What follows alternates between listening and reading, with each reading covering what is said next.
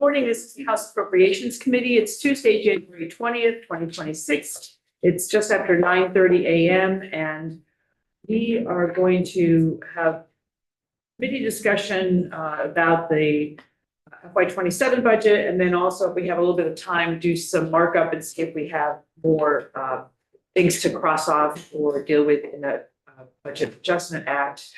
Then we'll take a break and we're going to have the Department of Health come in at 10:30 to talk to us about the recovery centers. You may recall when Chair Wood was here from Human Services last week, there's been a request for more money because the agency, the Department of Health, did not distribute the money in the way that the recovery centers actually needed it to be distributed. So we're going to also, and then this afternoon, will be caucuses, and then later this evening, and then the governor's budget address is right at 1 o'clock. And at 2:30, Commissioner Gresham from Finance and Management will come in and start to keep this budget. Then we will go back, budget adjustment again. Madam Chair, did you say we were going to talk about FY7 budget one or just the BAA? Both this morning. So the part we're going to talk about this morning is the budget memo that we sent to agencies, and then how to talk to committees, the questions. So this was things that Marty and I talked to at a meeting last week, the chairs and vice chairs of all the committees. And we kind of did a little training session with them about it and had a good conversation about questions to ask and getting them thinking about it. They're going to be talking to their committees about that. Some of you may be asked to come into their committees to talk about what we're doing. So I thought it would probably be good if we actually had a conversation too. So that's where we're going to start. And then if there's time after that and before our break, then we'll talk about the AA markup. So we're just going to be kind of fluid about that. Okay. So the memo that we sent to agencies went out. We did talk about this in December too, but now it's actually upon us. Went out October 23rd. It's on our committee page, and from the said House and Senate committees on appropriations. So we've asked them to come with a couple of options for presentation formats, and Joint Fiscal gave them examples of good formats that have been used. And I think I mentioned before, one of them is the Agency of Education, where Bill Talbot in the 1990s put together a really complete budget book. And they were smart enough to say, oh, this is good, we'll keep using it. So they don't have a lot to change on their end other than, updating whatever else they need to do. But they've got the concept and the template already there. On the other hand, a DCF, the Department for Children and Families, has not done anything like this. And they also have a gazillion programs. And so we are not expecting them to give us something that's perfect this year. This is going to be a multi-year process for them to get through. So I know they've talked to JFO, and what we're hoping for is good progress. And maybe they pick their 3 biggest programs, for example, and go do a deep dive on that, and then they add more in future years. So I want to be sure we adjust and set our expectations appropriately, depending upon where people are. And as I said, the committee chairs, and I've asked them, please, we expect there to be progress, not perfection, but if they come in with just the usual last year's ups and downs, I asked them if they would please stop the conversation and say, this is what we're looking for. We'd like you to come in 2 days or 3 days, or whatever. Not say, when can you come in, but say, we'd like you to come in. Right, exactly. Whatever the reasonable amount of time is. So, yes. So I guess more than several years ago, we as a body adopted results-based accountability. Yeah. Which this has some relationship to that without it being in the same format. Yeah. With the 3 simple, I'd say. Simple but hard to Well, answer. How much are we spending? Who are we helping? Did we really help? I mean, that's a real paraphrase of what it is. And is that what we're striving? Are we trying to get them to say what their results are, justifying their base? Yeah. I mean, we've had this conversation about where ups and downs is shallow conversation. Right. As opposed to if you're already spending 10, why should we turn it up to 11? Right, If what you're doing is not succeeding. right. And so there's more of that kind of program evaluation. So we aren't doing RBA, the results-based accountability that we did, and I was on that government accountability committee, GAC. That's great names. Or my first term, and it worked well in departments or agencies where they had a champion, and then they had all kinds of website stuff and green arrows and red arrows, and I mean, it got really complicated. So that we're not doing that extreme, but we have been wanting to get back to a better oversight and accountability and understanding of what the programs are, right? So, I mean, a lot of you are asking those questions already, but now we are going to have expectations. We're ratcheting up the expectations for what we hear from the agencies. And so we want to understand that, set our expectations appropriately. And then we need to ask good questions to help the whole thing along. So it's not the same kind of scorecard that RBA was. Right, but is this in conjunction with the policy committee? So Yeah, are they expected to ask the same questions so that if the healthcare committee says, oh, we heard this testimony on this particular, I mean, because for us to go through the line and go, we don't want that without the policy committee. That's right. The policy committees are doing, which is why we had the chairs and vice chairs, and they're going to be training their committees. So everybody has the questions, everybody has the budget letter. The agencies all know it too, so they know that this is the expectation and these are the kinds of questions we're going to be asking. And again, I think we want progress on our end as well, and we won't have perfection, but we want to make progress on our end too. And you know, if we pay attention to something, then it's more likely to get done than not. You know, and if we don't pay attention to it, then people say, why us? I think part of the concern has been that sometimes some policy committees don't really pay too much attention to the budget that comes into them. You know, they look at, oh yeah, you want another $3 million. It's like, yeah, that's a good idea, you know, and just kind of go further. But what we are asking the committee to do is, you know, why do you want another $3 million? And is this process already working? Is it doing a good job? Is it not doing a good job? Maybe is there a different way to attack the same problem, which it's more into a policy issue. But they think there's a better way to attack the problem that affects our budget. Or maybe the problem's already been solved. As Emily Byrne said, maybe all the turtles already got saved and we're still putting money into the program to save the turtles. Right. You know, I mean, those kinds of things. Right. You know, So we need to understand. Goal, or it's on a maintenance diet and it just plugs right along, you know, then we don't need to really pay an awful lot of attention to that because the process is already there. But the attention could also be partisan or political, because somebody might be saying, I never really liked this program and I don't think it's working well, you know, and then so our smell meter has to be pretty high, or the committee of jurisdiction, the smell meter has to be pretty high in order to identify somebody saying that it's not the question of whether it's, I mean, you can say any program's not working if you believe in it.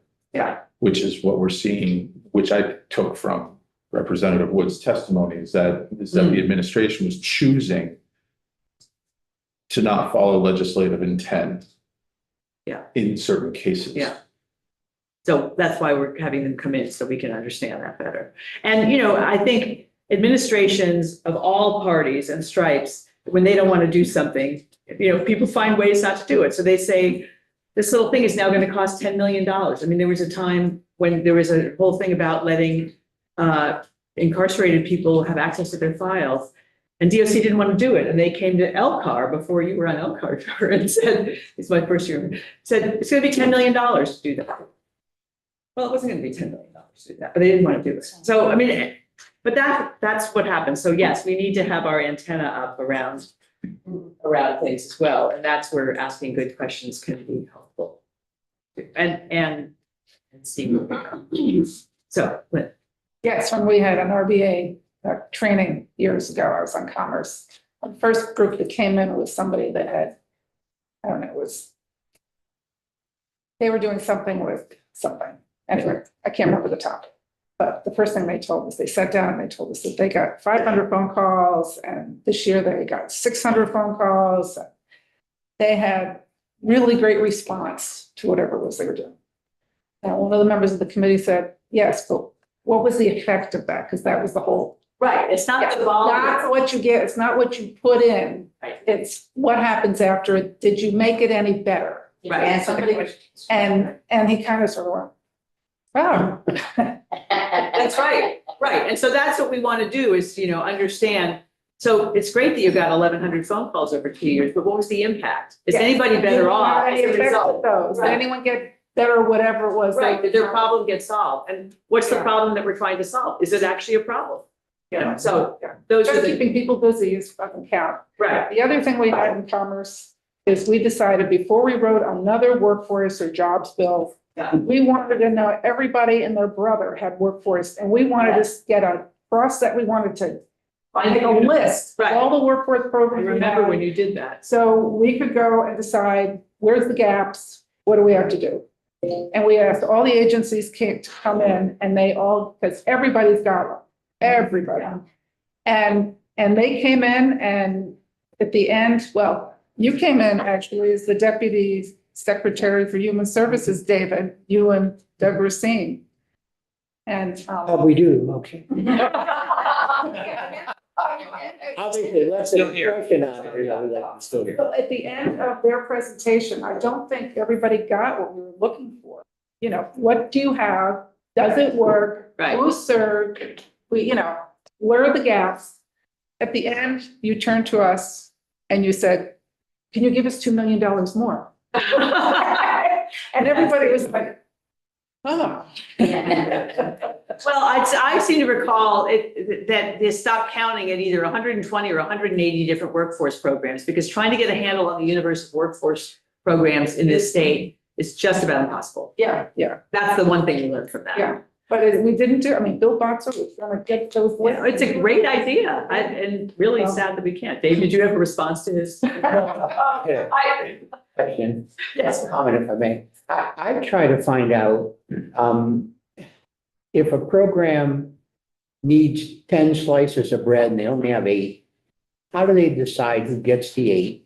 Yeah, And what are the fiscal budget consequences of the 2 that are not getting a slice?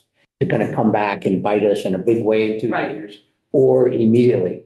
It's hard. Now, that sounds easy, but commissioners, the last thing they want to do is, oh, this administration isn't doing X. right. And you want to stay out of that if you can. So I try to talk to the people they're serving, understanding full well that some want perfection. But usually I can get a pretty good feel if I talk to whatever, whether it's area agencies on aging, the designated agency, whoever, primary care people.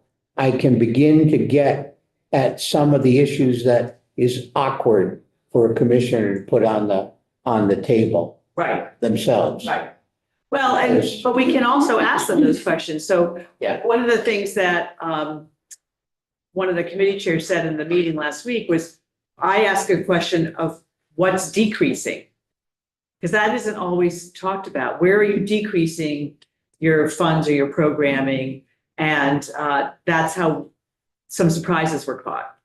And that's not on this list, but I mean, this isn't the be all and end all of all the questions to ask or ways to think about it. And that's another great way to think about it. If you had 80% of your budget or of whatever, what would not happen? Yeah. And what would be the impact of Right. that not happening? Exactly. You're gonna end up prioritizing some things because you only got 80%, so you're gonna drop off these 2 things. Is that okay? Is the whole world gonna fall apart because you dropped these last 2 things? Or can they get massaged a little bit and get folded into something Right. else? Are they really that critical? If you've looked at the list and said, those 2 can go. And I also find myself getting frustrated when a department says, I'd like to explain the different divisions, because in my mind, they're eating up the clock. That's right. With kind of like, I can read that later. I don't need Yes. that. It's interesting in some cases, but in the second year of a biennium, I don't know if we need to hear it We again. don't, and it may be in the budget book, but we Yeah. can, we can say, we can skip the introduction and skip all that, and we want to get to the meat of the issue, so. So, yes, absolutely, we don't, there are people, any of us can be good at time wasters so that we don't have to talk about the real thing, right? I had some other methods too. Do we know what the administrative directive has been to the agencies in terms of having their budgets prepared and ready to be presented? I mean, I know they have to wait until the governor presents the budget. Well, they all got a copy of the budget letter that we sent to the agencies. Right. And so I don't know, I haven't seen anything that, say, Adam sent to the agencies telling us, but we told them what we wanted when they come. So I assume that they're gonna work. And I have been pretty clear publicly that if they come with the old thing, we're gonna say, thank you very much, come back in 3 days or whatever. My question is timing though.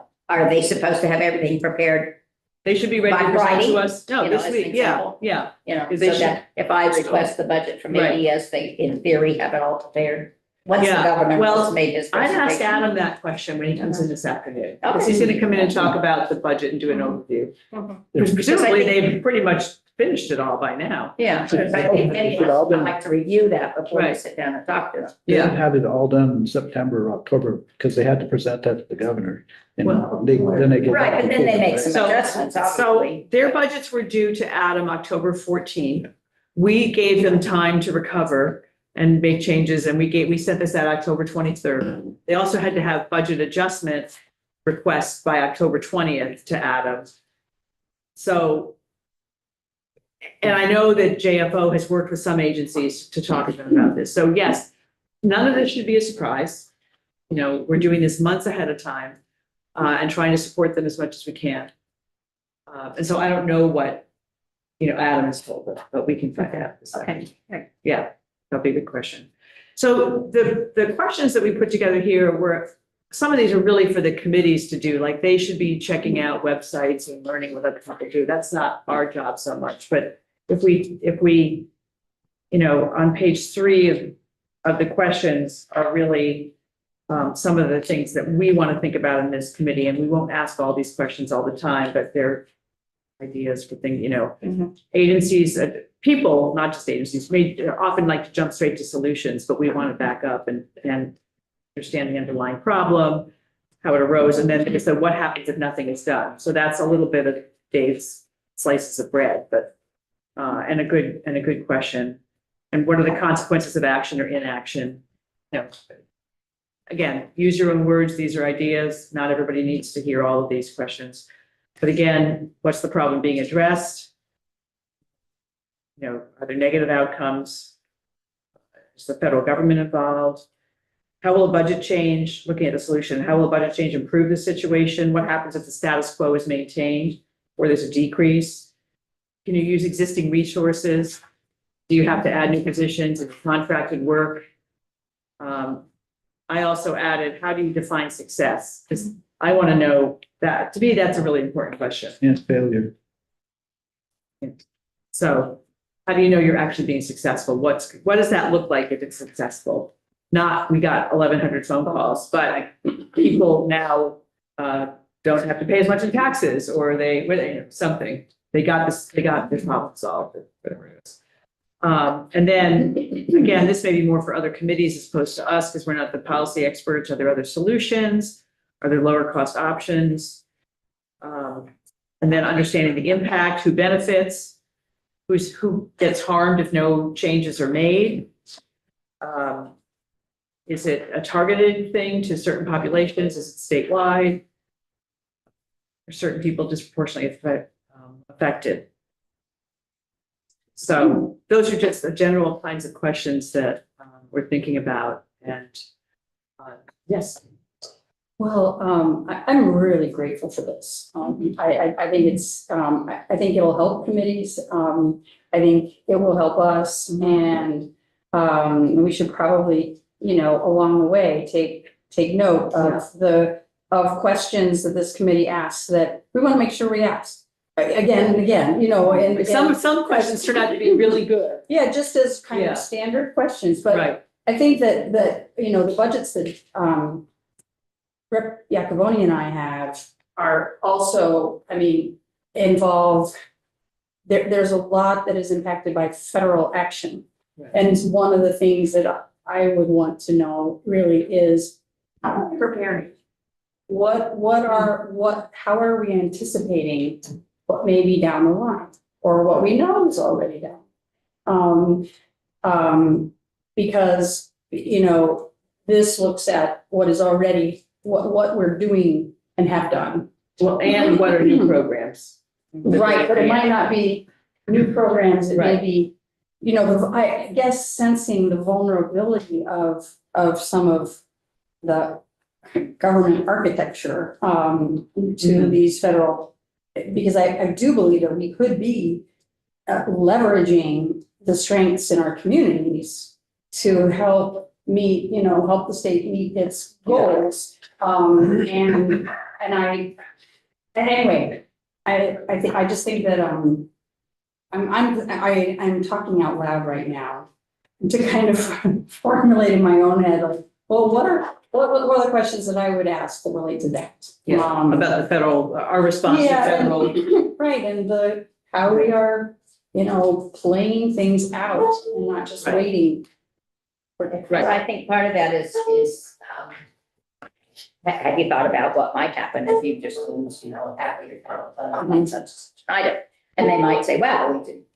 One option is, well, the general fund needs to backfill it, or are there other ways to tackle that problem? And part of it is maybe, okay, go to the local areas and see if they've got some resources that can help out in each county or something along those Right. lines.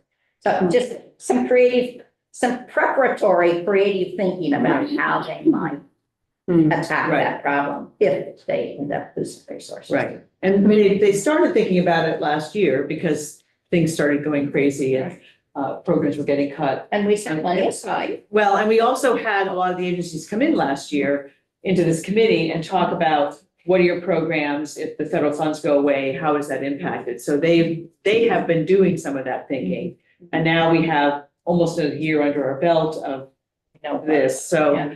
hopefully they've spent some more time thinking about. Well, that. I'm just thinking about the loss of provider tax income and that revenue, I mean, what we heard, you know, about the $87 million a year by year 5, that's just staggering. And how are we planning for that? Maybe that's, I know it's beyond this year, but there are steps that we have to take this year to set us up for that. Right, for later, yeah, it's a good point, Tom. Yeah, I mean, one of the issues here, not these questions, I too am grateful for these questions and to try to create an outline. And unfortunately, it makes me think even more, so my head's hurting. But the idea here is that, you know, when I was on a policy committee and we were trying to do things, I don't know, let's just say raise the minimum wage or do paid family leave. And you get that question of, oh my God, that's going to cost so much money to try, you know, all those defensive responses. Right.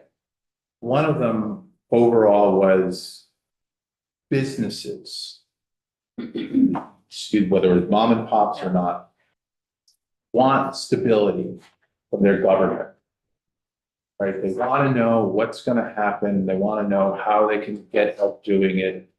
And they don't want this back and forth. And if we focus on something like AHS or, you know, Tiff's and Dave's areas at the Department of Agriculture as well, where Vermonters want stability too. Yes. And people who receive benefits from the state, you know, all too often, the image that I have is the money got cut, we don't have the services, people get laid off. And then when somebody makes a phone call to the state, we heard this from the Human Rights Commission, where I need help with this eviction. And legal aid can't help me anymore because their federal thing got cut. Right. And we can't help you because our federal thing got cut. And so we're Vermonters who rely on us, who rely on the bureaucracy, don't have that same stability and don't have the opportunity to say that's what all we really want is the stability to know that someone's going to be there to pick up the phone.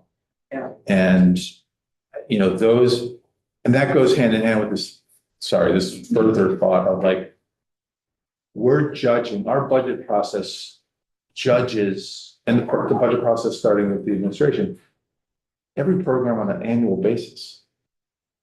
And, you know, it's one thing to throw money at a problem, see success, and then have to go to the maintenance phase where things are more normal because you've established what the Right. problem is. And then, yes, it diminishes. Maybe all the turtles can save.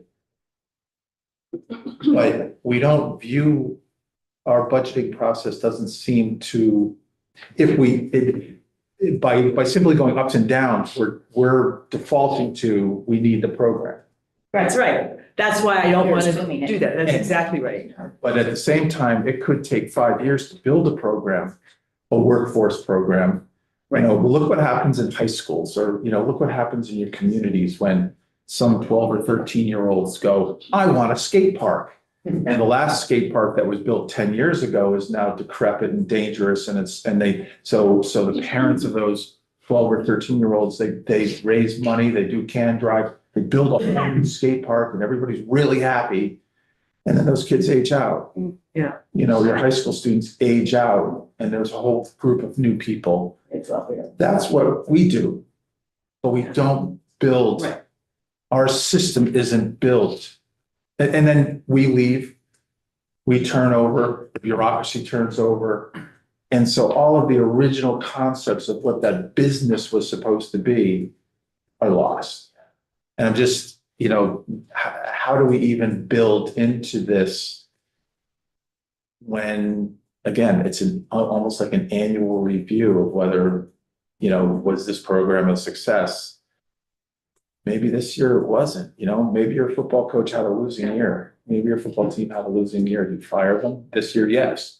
Yes. After 9 losing seasons, maybe you do fire the coach, But I'm just saying, it's, for example. Yeah. but I appreciate, and this is all to say, I'm sorry I'm taking so much time, but this is all to say, I appreciate, that's the conversation I want to have. Yeah.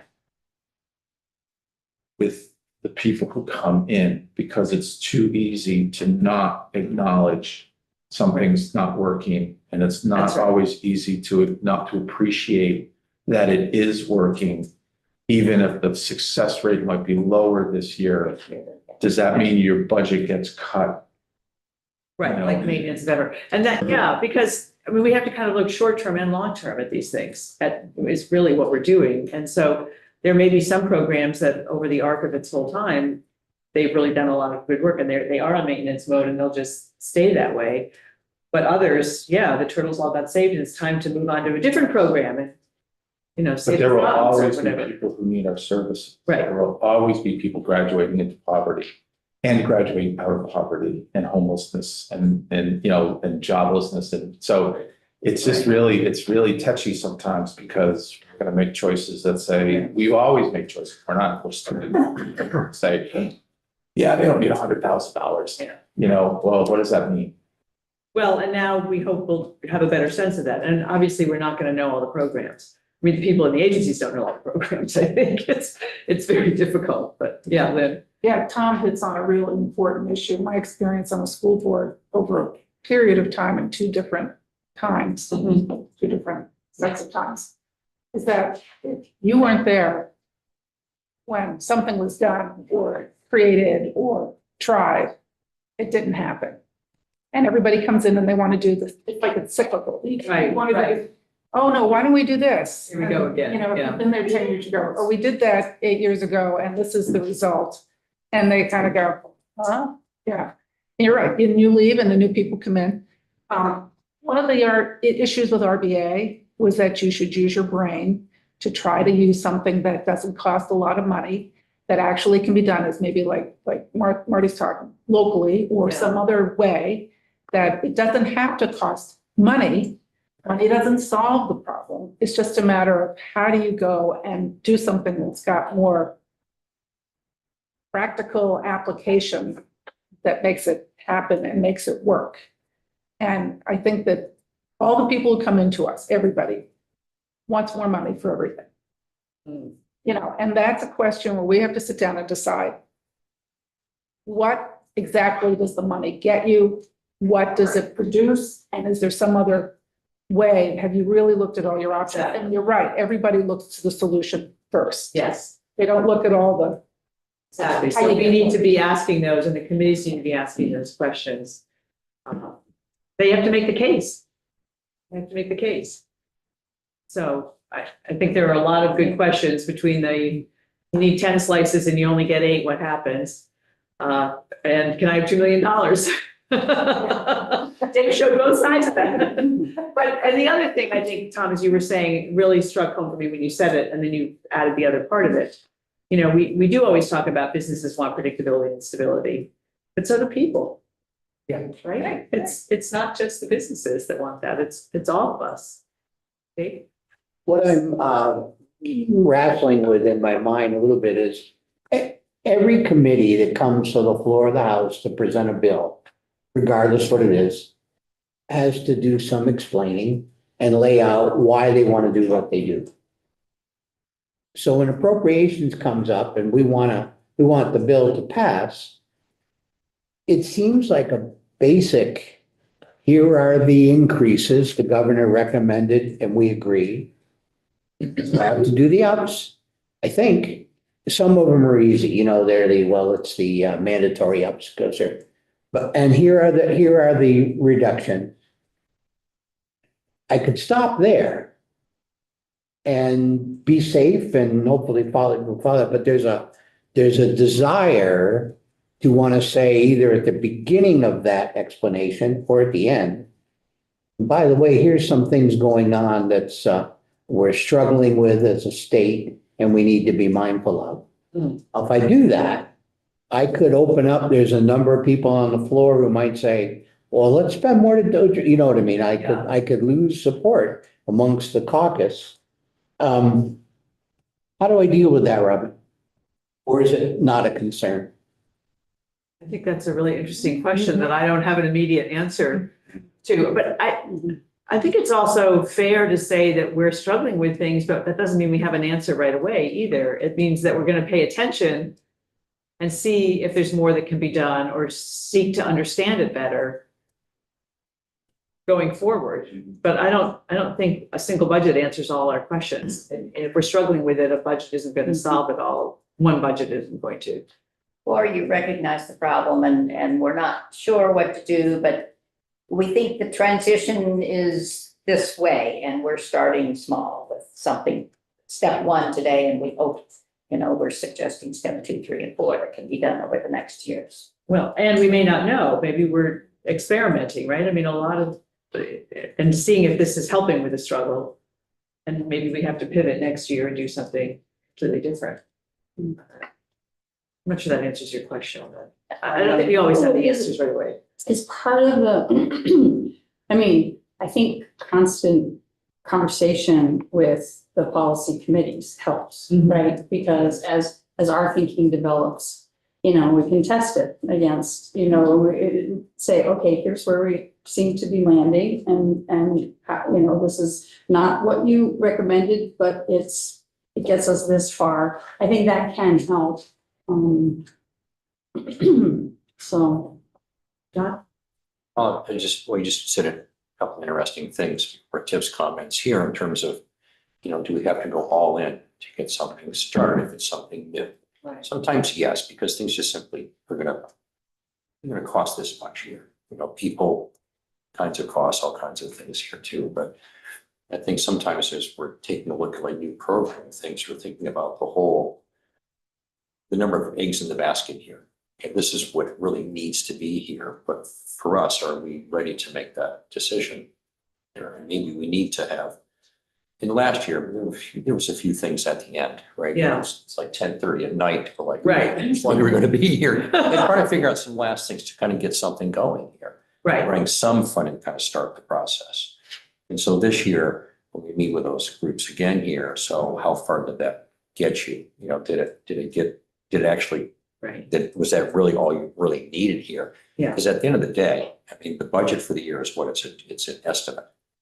And we have groups that come in there trying to estimate the best they can, as much objective information they might have here to kind of figure out what the cost might be.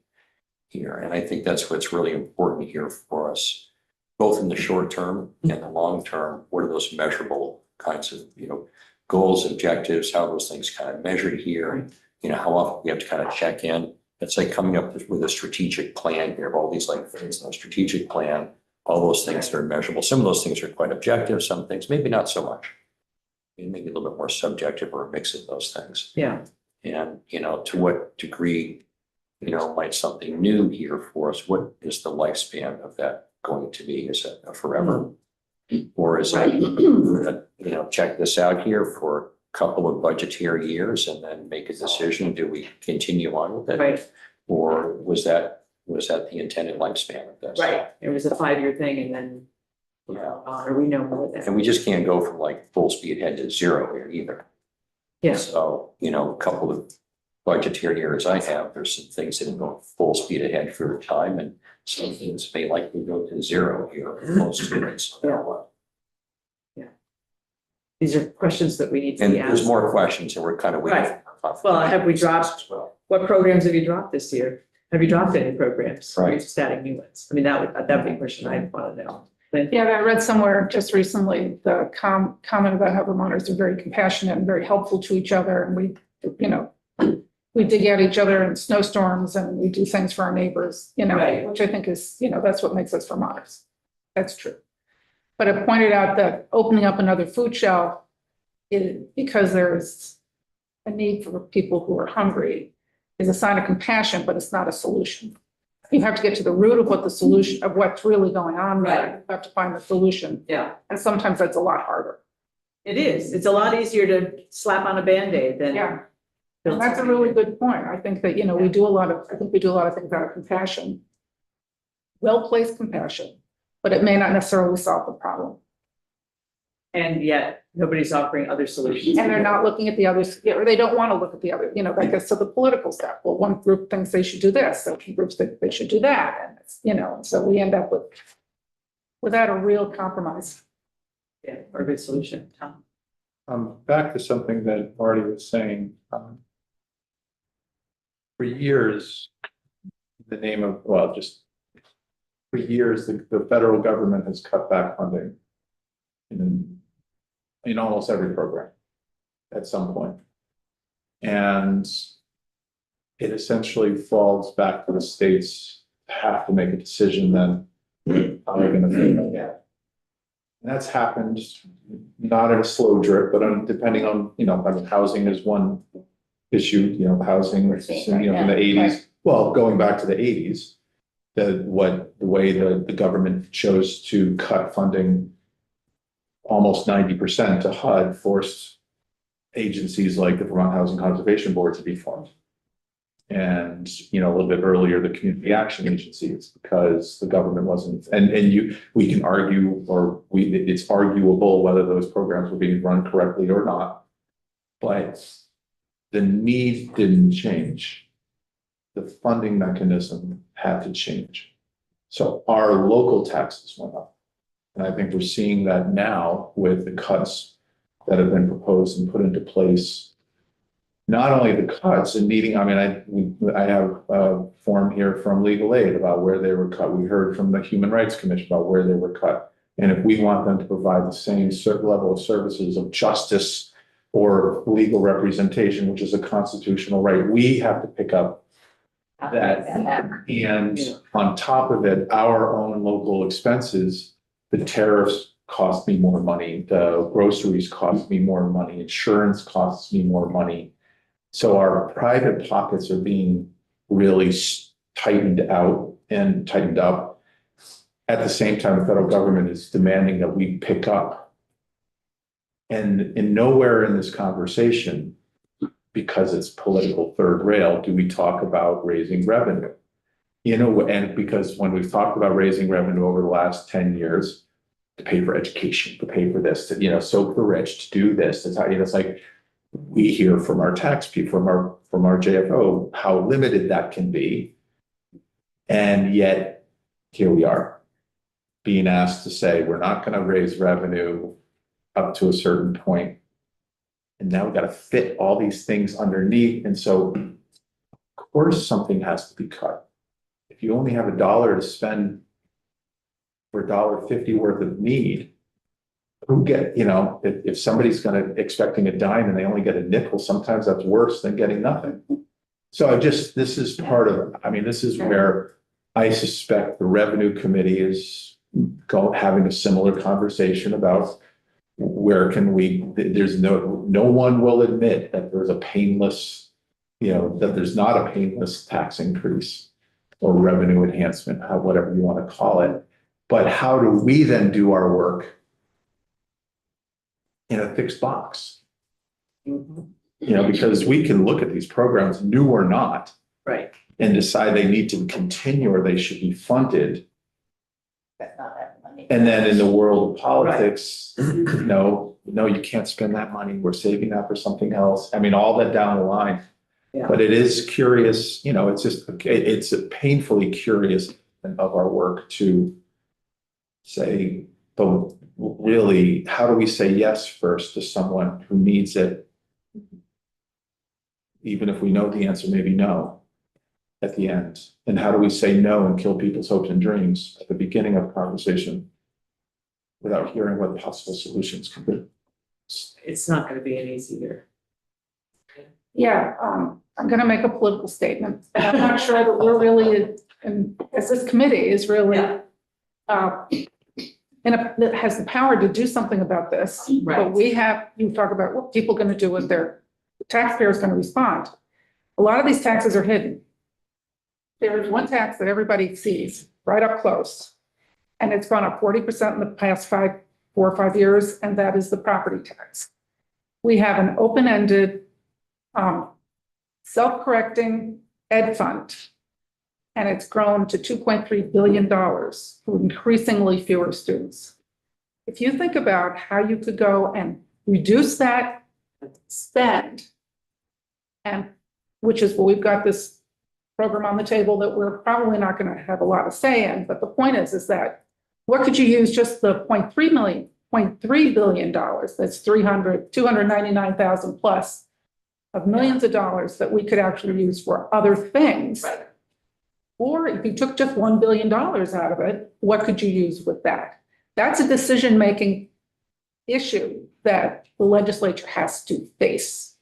And it won't always be popular because there will be people who will be against it and there will be losses and they will lose their little school, whatever it is. It's not always going to be popular. But those are the kinds of things when you slice up the pie. Why are we giving so much here when we could, What could we do if we had $100 million to spend somewhere else? That's right. Right, Yeah. right. And those are the kinds of things that we as a body, Need not to be just, able need to be yeah, not thinking recognize. about all of those things as we go into it. And, the status quo is inertia, and Yes. inertia is really hard To change. to change. And And so- outside influence So wanted to change. people want their taxes to change, but they don't want to change anything else that it. That's right. They just want the taxes to go down.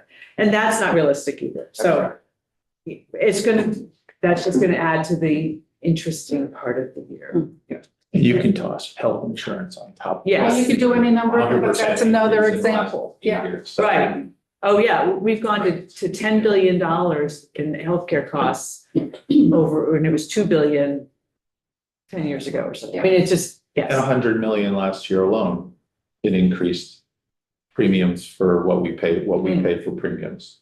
Yeah. Or through the Right. education tax. So and then the other piece is the fixing the pensions that we allowed sometime in the late 90s and early Right. 2000s to get out of control. right. And it's like, I look at that and I go $200 or $300 million a year just Exactly. to fix it, not to keep it going, but just to. Right, fix it. For another 10 years plus. Sure. Right, Yeah. exactly. So it's easier to have done it the first Right, time. the first time. Than to go and get it out of control Yeah. now, because that affects everything else.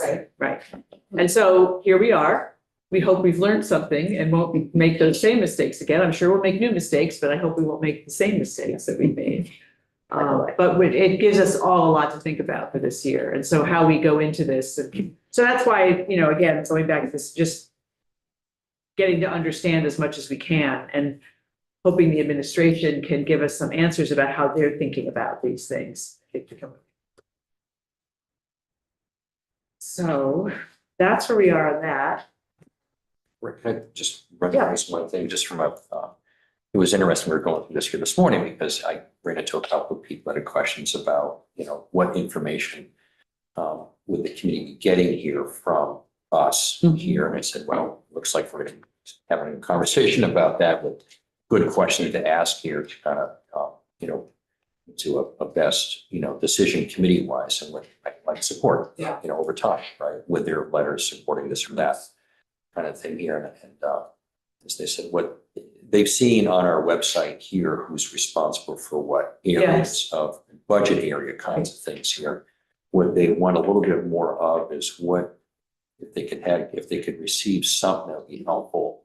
Maybe it's a spreadsheet, maybe it's a graph or something here, or just kind of a list of like, for example, like, transportation, I think kind of understands what kinds of things they're going to kind of be getting here, but like government operations may be a little bit different here in terms of what budgetary areas would come under their jurisdictions. By committee. By committee here, because I did show them this morning, I said, well, take a look at this, and they like that, so they kind of see the spread of who's responsible for what. And last year they had a email about, budget buddy kinds of things here too, to make sure we're all in it. Yeah, well, if individual So that was members of the just- body want to know what other committees do, they could go to the committee page and see what the authority is. Right, And and it's I did say that described too, follow what's So- on your committee Yeah. page and what you're responsible for, but they also know some things have changed over the last couple of sessions. Yeah, so they can look at the other people's, I mean, we're not going to set up for other people what other committees' purviews are. That's somebody else's job. I didn't suggest that at all.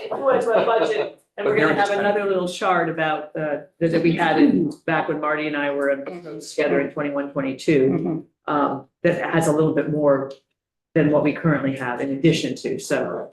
But if they want to know what a committee's responsible for, then they need to go do their research on that. And they're okay with that, but it's like, come with questions if you're not sure. Yeah. Yeah. So. This is just a housekeeping question. Will we be getting then a spreadsheet that looks at the requests that we heard from, and, okay, great. Yes, like I put together last year and then Maria took, and James is in charge of it this year, and I'll still be doing mine, and we'll compare notes. So yes, we will have our spreadsheet of that kind of information, so we keep track of A that. specific request outside of the. Yeah, so from the 2 public hearings. Right. And there may be written testimony. I answered emails to 3 different organizations over the weekend who wanted to come and provide testimony in our committee about the budget, and we take the testimony from the agencies, and there's a public hearing for everybody else to do their thing. So I explained all that and how that could work. So we will, Senator Perchlik and I will figure out a couple of dates for that, but that's usually in February. And I looked last year, it was kind of towards the end of February when we were a little further along. Right. So, that'll be widely publicized once we have that. So opportunities for people to do that. And this year, if you're able to go sit in on your committees when they're doing your budgets in those policy committees, that might be helpful. Also, because you'll hear how the policy committees are thinking about it, so. Which is interesting, because I got a request from Energy and Digital Infrastructure to come see them on such and such a day. And I said, yeah, I'll come see you, but I think they assume that, as an example, the ADS budget will be available and that they will have looked at it, or that I will have looked at it. I need to clarify with them what they why they really want me to come. I said, provided the budget is available, yeah, I'll be glad to. But it's not available. Right. What's the point? Right, well, Maybe they just have questions about how the budget gets developed. well, I will and clarify. ADS will be coming to presenting their budget in that policy committee, as well as presenting it to us, so. Exactly, but I think that was my question of, will I have a chance to see the budget Before. before they get to see the Yeah. budget? Well, and I don't have a preference on whether an agency sees us first or the policy committee first. To me, that doesn't matter.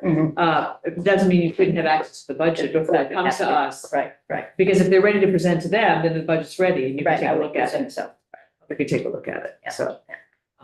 But we don't need to hold everybody up because we have to see it first, and it just doesn't make any sense. And as Tiff said, if her So for human services ones, go to human services first before they come here and you sit in, you'll hear how the policy committee's thinking, which will help inform the questions you want to ask in this committee.